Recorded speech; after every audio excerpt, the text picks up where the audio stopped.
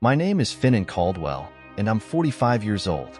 What I'm about to share is something I never thought I'd experience, let alone tell others about. It all started on an ordinary day, but it ended up changing my life forever. I'm a construction foreman, and on that day, we were working on a new office building downtown. It began like any other, routine and unremarkable. I woke up early, had my usual breakfast of toast and coffee, and kissed my wife goodbye. On the drive to the site, my thoughts were on deadlines and the crew. We were behind schedule, and I needed to motivate the team to pick up the pace. When I arrived at the site, I put on my hard hat and safety vest. Walking around, I checked the progress, spoke with workers, and ensured everything was running smoothly. It was just another day, or so I thought. But by mid-morning, something went terribly wrong. I noticed one of the cranes behaving erratically. The operator, Jake, was struggling to control it. "Jake, shut it down now," I shouted into my radio, but my warning came too late. The crane's arm swung wildly, knocking over a precarious stack of steel beams. Workers scrambled to get out of the way, yelling warnings as chaos erupted. Without hesitation, I sprinted toward the danger, waving my arms and shouting for everyone to clear the area. That's when it happened.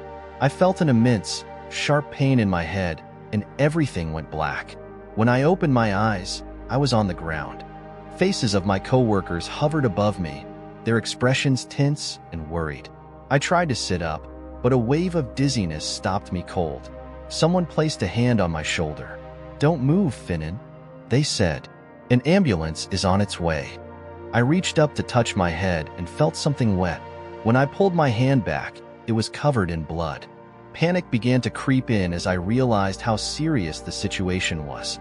Within minutes, paramedics arrived. They placed a neck brace on me and carefully loaded me onto a stretcher. As they carried me to the ambulance, I caught a glimpse of the wreckage. Fallen beams, workers frantically cleaning up, the crane motionless. Then I was inside, with the paramedics checking my vitals and asking me questions I could barely comprehend. Everything felt surreal. At the hospital, the doctors wasted no time.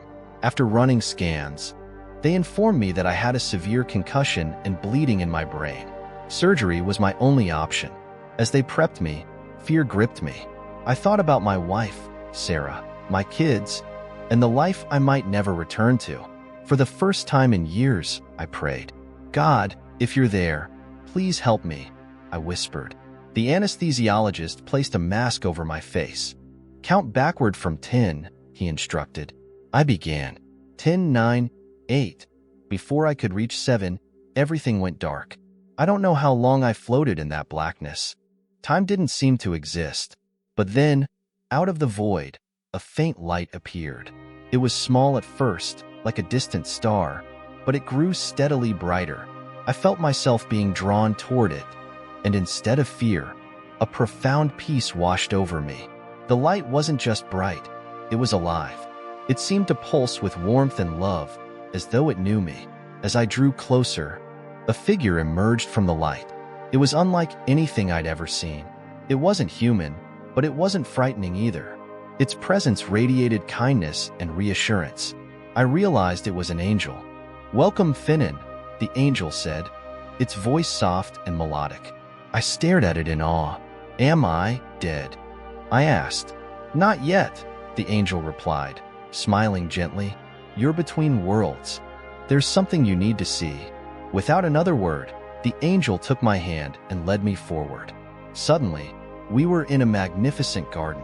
The colors were more vivid than any I'd ever seen. Flowers of hues that don't exist on earth, grass that seemed to shimmer, and air that carried a sweetness beyond description. Everything felt alive in a way that defies words. But the angel didn't stop there. It led me through the garden to a gate made of pearl. When it opened, everything changed. Gone was the beauty of the garden. In its place was a dark, desolate landscape. The air grew heavy, and distant cries echoed all around. A sense of dread settled over me. "What is this place?" I asked, my voice trembling. "This is what you humans call hell," the angel said simply. I froze. Hell. I'd heard about it in church as a child, but it had always felt like a myth, a concept used to scare people. Yet here I was, standing at its entrance. Why am I here? I asked, fear creeping into my voice. You need to understand the consequences of rejecting God's truth. The angel replied solemnly, come with me. As we walked deeper, the cries grew louder, more anguished. The ground beneath us was scorching, and the air smelled of sulfur and smoke.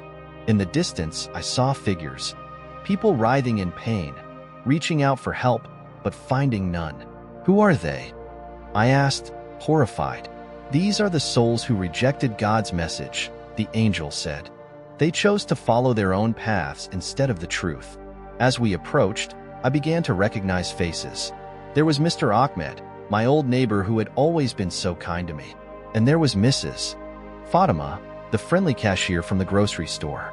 I couldn't believe it. But they were good people, I said, confused. Why are they here? Being good isn't enough, the angel said. They didn't accept Jesus as their savior. They followed false beliefs, and this is the result. My heart broke as I saw their faces twisted in anguish. I wanted to reach out to them, to help them somehow, but I couldn't. Can't they get another chance? I pleaded. The angel shook its head. Once a soul enters hell, there's no escape. That's why it's so important to share the truth while people are still alive. We continued walking, and I saw even more horrifying scenes. Souls tormented by demons, forced to relive their earthly sins, and haunted by memories of the moments they rejected God's offer of salvation. I saw religious leaders who had led others astray, now bearing the weight of those they deceived. And I saw countless people clinging to false beliefs, even as they realized the truth too late. Why are you showing me this? I asked, overwhelmed by the suffering around me. You have a mission, Finan, the angel said. You've been given a second chance. When you return to Earth, you must share what you've seen. Warn others about the consequences of rejecting God's truth. Suddenly, I felt myself being pulled away, back through the darkness. The angel's voice echoed one final time. Faith in Jesus Christ is the only way to salvation. Share this message with everyone. With a jolt, I woke up in the hospital. My wife, Sarah, was by my side, tears streaming down her face. You're awake, she said, relief flooding her voice. I need to tell you something, I whispered. Over the following days, I recounted my experience to Sarah, my kids, and anyone who would listen.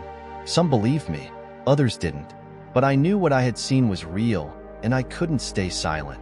I began sharing my story wherever I could, at church, in community groups, and even online. The memory of those suffering souls, their cries for someone to warn their loved ones, drives me every day. I was given a second chance, and I won't waste it.